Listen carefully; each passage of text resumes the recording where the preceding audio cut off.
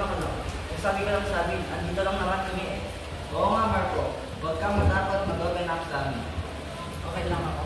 Kaya mo. Wala, umalis si Marco. Oo nga. May something kay Marco. Hindi naman talaga siya ganyan dati. Oo nga, baka stress lang siya. Sana nga.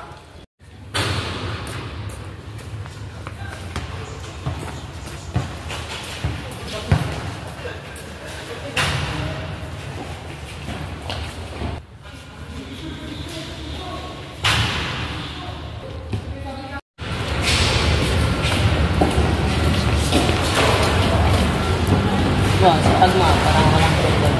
Kailangan, para sa team. Alam mo naman, minsan, kailangan ko bukas. Ha? Anong ibig sabihin? Sabi lang, kailangan mo bukas, dito lang ako.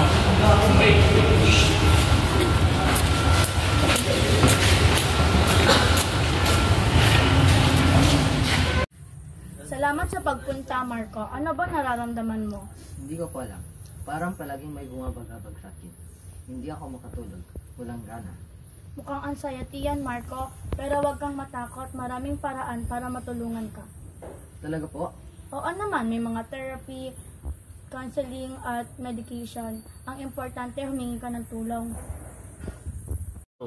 Mga kaibigan, huwag natin igaya ang mental health problems. Hindi ito kainaan. Ito ay ang karamdaman na nakakulunan sa sakit.